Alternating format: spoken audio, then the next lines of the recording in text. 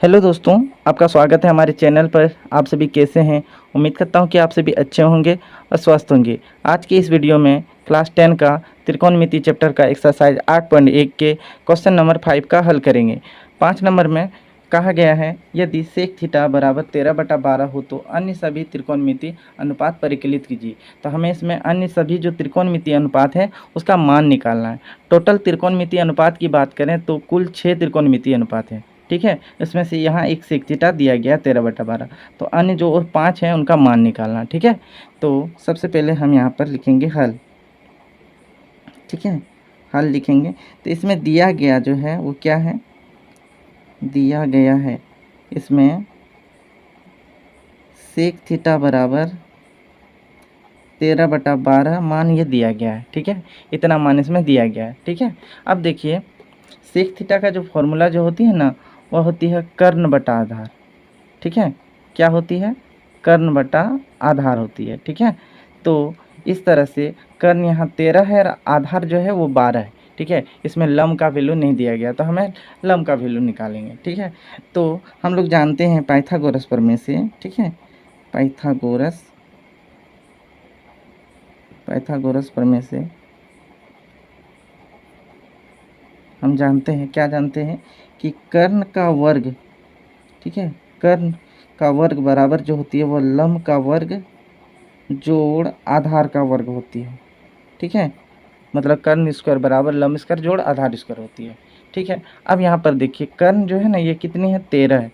ठीक है, तो हम यहाँ 13 लिखेंगे, कर्ण पर स्क्वायर लगा है तो यहाँ 13 पर स्क्वायर लगा देंगे बराबर लम्ब का स्क्वायर। यहाँ लम्ब नहीं दिया गया तो हम इसी रूप में लिखेंगे। ठीक है, लम्ब स्क्वायर ही लिखेंगे जोड़ आधार स्क्वायर। आधार यहाँ 12 है। ठीक है, तो 12 है, आधार पर स्क्वायर लगा हुआ था, यहाँ स्क्वायर लगा देंगे। ठीक है, अब देखिए 13 का स्क्वायर, 13 गुना 13, 13 गुना 13 करते हैं तो 169 मान आती है बराबर इधर लम्ब स्क्वायर। ठीक है, जोड़ 12 का स्क्वायर, 12 को 12 से गुना करेंगे तो इसका मान 144 आती है। ठीक है, अब देखिए यहाँ पर जोड़ 144 है, जब बराबर के दूसरी ओर लाएंगे इस 144 को तो इधर ये माइनस हो जाएगी। ठीक है, 169 घटा ये 144 हो जाएगी। ठीक है, बराबर इधर लम्ब स्क्वायर।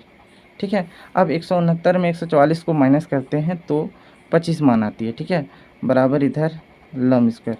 ठीक है, अब यहाँ पर देखिए यहाँ स्क्वायर लगा हुआ ना, जब स्क्वायर को बराबर के दूसरी ओर लाएंगे ना तो इधर में स्क्वायर रूट हो जाएगी, मतलब वर्ग है, बराबर के दूसरी ओर लाएंगे तो वर्गमूल हो जाएगी। ठीक है, तो यहाँ वर्गमूल ये 25 होगी, स्क्वायर रूट 25। ठीक है, अब इधर क्या है, लम्ब। ठीक है, और 25 का जो वर्गमूल जो होती है ना वो 5 होती है। ठीक है, तो 5, ये 25 का जो वर्गमूल ये 5 होती है बराबर इधर लम्ब। तो इस तरह से लम्ब का जो वैल्यू जो आया वो कितना आया, तो 5 आया। अब हमें और जो अन्य सभी त्रिकोणमितीय अनुपात हैं उसका अब हमें मान निकालना है। ठीक है, तो देखिए सबसे पहले हम यहाँ साइन थीटा लिखेंगे। ठीक है, साइन थीटा, ठीक है, कॉस थीटा, फिर नीचे टेन थीटा।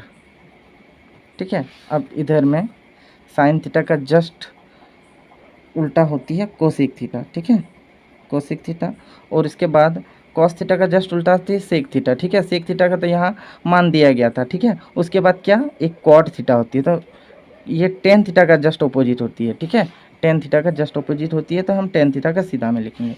अब यहाँ पर देखिए साइन थीटा का जो फॉर्मूला जो होती है ना, वह होती है लम्ब बटा कर। ठीक है, क्या होती है फॉर्मूला, लम्ब बटा कर्ण होती है। कॉस थीटा का फॉर्मूला जो होती है वह होती है आधार बटा कर। ठीक है, आधार बटा कर्ण होती है। और टेन थीटा का जो फॉर्मूला होती है वह होती है लम्ब बटा आधार होती है। ठीक है, क्या होती है, लम्ब बटा आधार होती है।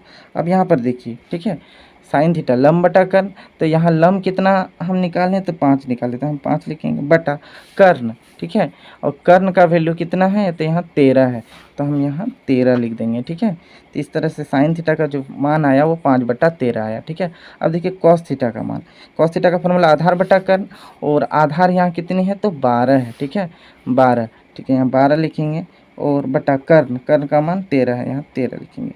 अब यहाँ टेन थीटा, टेन थीटा का फॉर्मूला होती है लम्ब बटा आधार, तो देखिए यहाँ लम्ब, लम्ब का वैल्यू 5 है, 5 लिखेंगे बटा आधार, आधार यहाँ 12 है, तो टेन थीटा का जो वैल्यू आया वो कितना, 5/12 आया। ठीक है, अब हम निकालते हैं कोसेक थीटा का। ठीक है। कोसेक थीटा का जो फॉर्मूला होती है वो साइन थीटा का अपोजिट होती है। साइन थीटा का फॉर्मूला लंब बटा कर्ण है, तो कोसेक थीटा का फॉर्मूला हो जाएगी कर्ण बटा लंब। ठीक है, क्या होगी? कर्ण बटा लंब होगी। अब देखिए कर्ण कितना है तो 13 है, बटा लंब, लंब कितना तो 5। इस तरह से कोसेक थीटा का जो मान आया वो 13/5 आया। इसके बाद यहाँ सेक थीटा होती है, तो वो सेक थीटा तो ये खुद दिया गया है, तो ये तो मान दिया गया था, हमें इसको तो निकालने का कोई मान जरूरी ही नहीं है। अब देखिए कॉट थीटा, कॉट थीटा का फॉर्मूला टेन थीटा का जस्ट अपोजिट होता है। टेन थीटा का फॉर्मूला लंब बटा आधार, तो कॉट थीटा का फॉर्मूला होती है आधार बटा लंब। ठीक है, क्या होती है? आधार बटा लंब। यहाँ आधार कितनी है तो 12 है, बटा और लंब, लंब क्या है तो 5 है। ठीक है, इस तरह से कॉट थीटा का मान 12/5 आया। तो इस तरह से अन्य सभी त्रिकोणमितीय अनुपात हैं उनका मान यहाँ निकल चुका है। टोटल त्रिकोणमितीय अनुपात की बात करें तो टोटल 6 त्रिकोणमितीय अनुपात है, उसमें से सेक थीटा का मान वो दिया गया था। तो यहाँ पर देखिए यहाँ त्रिकोणमितीय अनुपात और जो अन्य 5 था उनका मान निकल चुका है। ठीक है, तो यहाँ तक उम्मीद करता हूँ कि आपको समझ में आ गई होगी। तब तक के लिए इतना ही। देखने के लिए धन्यवाद।